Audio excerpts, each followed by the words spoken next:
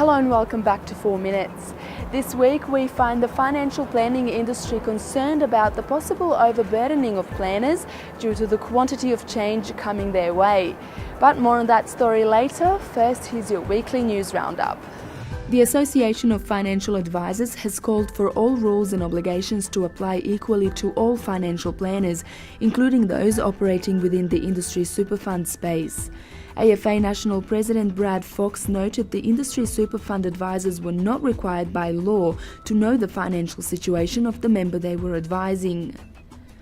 AFS Group Chief Executive Peter Daly has announced the dealer group was officially off the acquisition market. After a year of speculation about the impending transaction, Daly said the company would remain advisor-owned and advisor-driven. ASIC has released a consultation paper on the new training and assessment framework for financial advisors.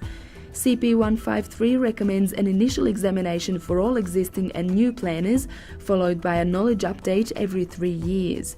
The recommendations also include ongoing CPD requirements and a mandatory professional year for all new advisors.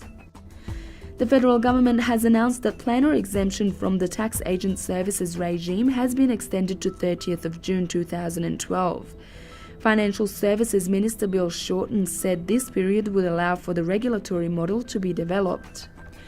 The FPA's new strategic plan, which would raise professional standards and increase education requirements, has been approved by the association's voting members. FPA Chair Matthew Rowe said the new plan was supported by 94% of votes at an extraordinary general meeting in Melbourne. Shadforth Chief Executive Tony Fanning claimed events such as the collapse of Storm Financial can only be prevented by better policing, which the FOFA reforms will not necessarily bring. AMP Chief Executive Craig Dunn and Financial Services Managing Director Craig Mellor have made clear that most AXA and AMP advisors will not feel the effects of the merger between the two companies.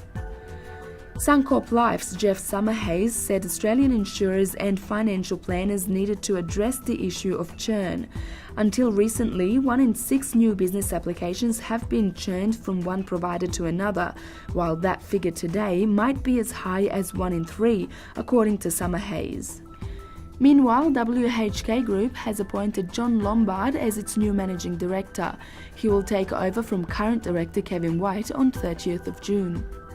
And Steve Wright will move from Sun Super to Russell Investments to head up its advice centre. And finally, AMP found an increasing number of financial planning clients are disclosing their mental health history.